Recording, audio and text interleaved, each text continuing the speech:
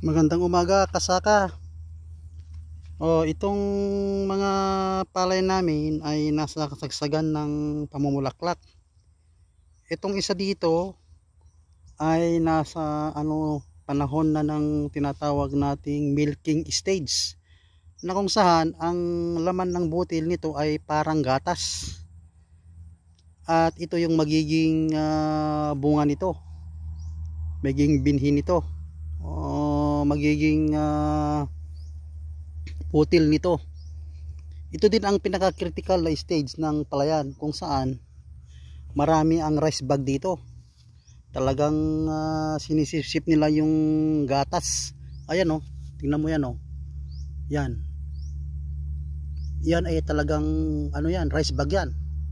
Kinakain nila talaga yan. Sinisip-sip nila talaga yung kanyan, yung gatas ng palay.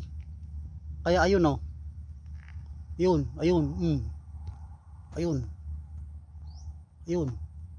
Rice bag ang tawag diyan. Kung hindi talaga maagapan yan talagang bababa ang 20% ng ani mo diyan. Kasi ang mangyayari diyan magiging itim ang niyan, mga butil niyan. Andiyan pa isa halimbawa yan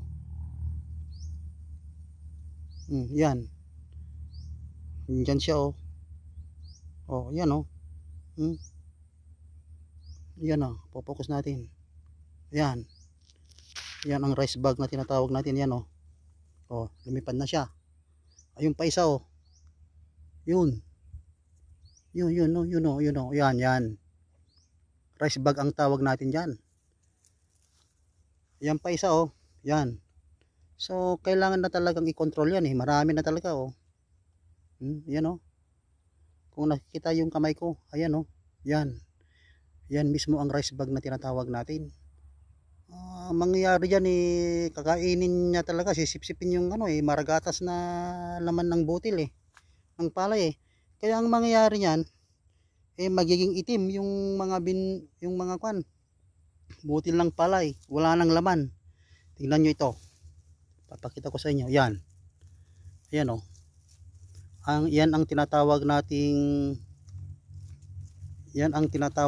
rice bag infestation na ayun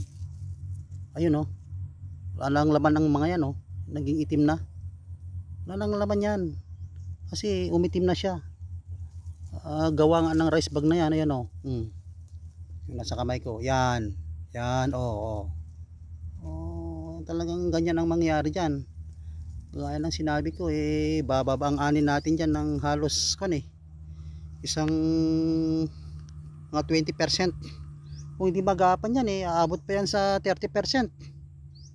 Kasi isang araw lang maraming sisipsipin talaga yan. Kaya ito marami na talagang infestation na nangyari dito, rice bag. Yan tingnan nyo yan grabe ang nangyari dyan itong dalawang to yan kita nyo maitim na siya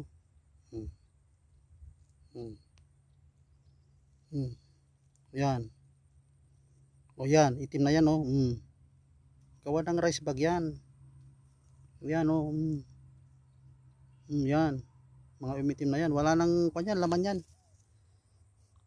Kaya grabe itong mga rice bag na ito. Ang dami daming rice bag andun pa isa lumipad doon patungo sa ibang puno. Na naman siya rice bag yan yan yun nandiyan yan rice bag yan yun yan tingnan mo ang laki niyan talagang yun lumipad na siya. Ang kagandahan nito, meron din tayong tinatawag na mga tinatawag nating beneficial insect. So, sa kabila dito hindi pa gaanong lumalabas yung mga bulaklak sa flowering stage. Yan, tingnan mo may rice bag na naman dun Grabe itong mga rice bag na ito. Sobra. Ayun oh. Ayun oh. Nagtago na siya. So ganyan po ang mga rice bag.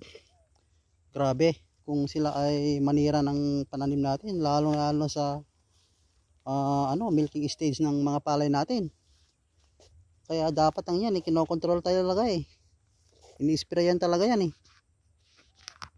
Itong isa dito sa kabilang pampang ay kasagsagan na talaga ng milking stage niya. Halos nakalabas na lahat oh.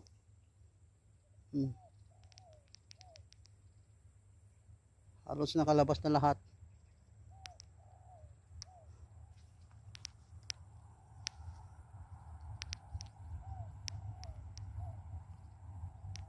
Halos nakalabas na lahat. Kikita nyo naman.